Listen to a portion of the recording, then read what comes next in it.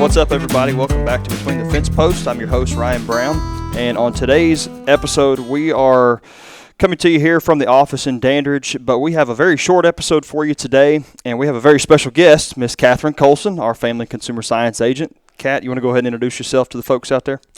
Hi, everyone. Ryan, thank you for having me on today. Like Ryan said, I'm the Family Consumer Science Extension Agent here in Jefferson County, and my background is actually in nutrition. So I have a Bachelor's of Science from Louisiana State University. So that'll tie into a little bit about what we're talking about on this episode today. Absolutely. And today is June 25th when we are recording this, and if you haven't checked the forecast for the next week and a half, it is going to be blistering hot.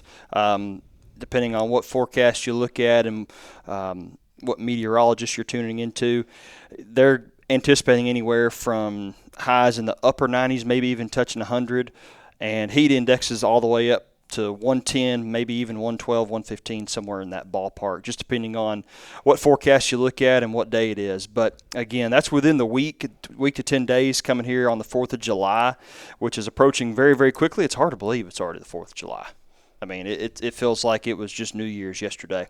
And with that being said, I wanted to have Catherine on to talk about some of these potential risk when it comes to working in the heat, not just for our farmers and producers out there, but for everybody in general, but particularly with those who are going to be outside working and things of that nature. So what have you got for us as far as precautions, procedures, how to recognize some of these symptoms, Catherine? So the main thing that we're worried about when the heat index gets so high is dehydration, and water makes up about 2/3 of our body's weight.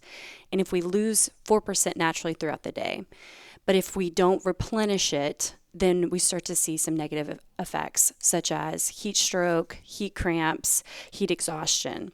So as long as we are revamping that water supply, we want to make sure we are about to lose about 4%. We don't want to lose any more than 1% at the end of the day.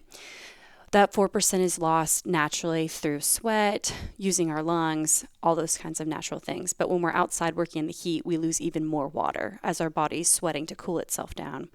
And we need that water to cool the body's internal systems itself, but also we need it for digesting, to move our transport nutrients to and from our cells, and all of those good things that keep our body going.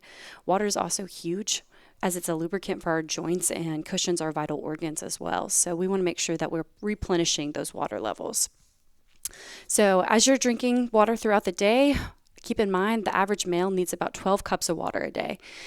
Same thing for our women, we need about 9 cups. And this has to do a lot with your body weight and your activity levels, but no matter what, I always encourage everybody to get at least 12 cups of water in on a normal day. So we need to be making sure that we're drinking even more when we're outside during this heat index. If we're working out in the garden, if we're walking, any form of exercise, making sure we stay hydrated. So some of the symptoms of heat exhaustion are you might have a rapid pulse, weakness, you might feel pale or cold, moist skin. I know both Ryan and I played sports in high school, and there comes a point where you get so hot and tired that you get cold. Mm-hmm. That's a good sign that you might be experiencing heat exhaustion. Heat stroke is something that affects a lot of people as well. We normally think about that with our older population, but it can happen to anybody. And your body will actually stop sweating, and your temperature will skyrocket when you stop sweating. You're probably going to feel a little dizzy. You might have delirium as well. So you're not quite as cognitively with it as you normally would be. Heat cramps are not quite as intense, but they do extremely hurt. So that'll start about 3 to 5 minutes of just cramping in your muscles from the lack of water and the overexertion. That's about all I've got. Just making sure that you're consuming that 12 cups of water or more. You can get that through your food, smoothies, milk, anything like that.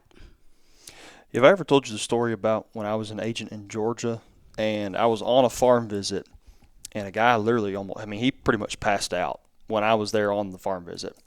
It was the summer of 2019. He was square baling hay. And it was one of those stretches where we had in middle Georgia, it was 95 plus for 8 or 9 weeks in a row. Didn't have a whole lot of rain. And, it was just blistering hot. And he'd been working out there all day. and he was actually towards the end of getting everything baled up and accumulated and out of the field. And he took a break in the barn, and I was with him, and two of his other workers were with him as well. And he went to take a drink of water, and the water bottle fell out of his hand and fell like straight onto me, and I caught him. And I thought, Lord, if none of us would have been there, it would have been bad. Like, it could have been really, really bad. So even though you do have the luxury potentially of having an air-conditioned tractor or anything like that, or a cold AC in the truck, make sure you are taking care of yourself and don't overdo it. And again, 4th of July is going to be next weekend anyway, so take some time for the family, take some time to hang out with them and with friends, but definitely make sure if you're going to do chores and you're going to do some work on the farm, like Catherine said, either in the garden, walking, exercising, or working on the farm there, make sure you do it in the early hours or late in the afternoon when it's not nearly as hot and the heat index isn't that high, because you can run into some issues. And if you're by yourself, which like a lot of us are, doing chores on the farm, it can turn bad really quick. So just make sure you take those precautions and hydrate and get plenty of water. Okay. Going on to the production side of this, I know we've talked a little bit about tick control with the Asian longhorn tick. That is, it's been in Jefferson County. We've had some cases of it, but we have seen populations of biblical proportions with ticks, specifically the Asian longhorn tick this time in our area and upper East Tennessee. So make sure that you are doing your preventative fly control as well for the New World screwworm, but also if you need some help, get your veterinarian's opinion, get them out there, and make sure you're doing some of this proactive treatment for flies and for ticks as well. Just make sure you have a good, well-rounded, comprehensive program. And the reason I say that is because a lot of those issues are intensified with heat and heat stress in livestock, whether it's cattle, sheep, whatever. Next thing, talking about water, we were talking about water for humans and our hydration, but for cattle in particular, cows drink about 2 gallons of water per 100 pounds of body weight. Wow. So you're looking at, roughly 20 to 30 gallons of water a day, just depending on how hot it is and what they have available.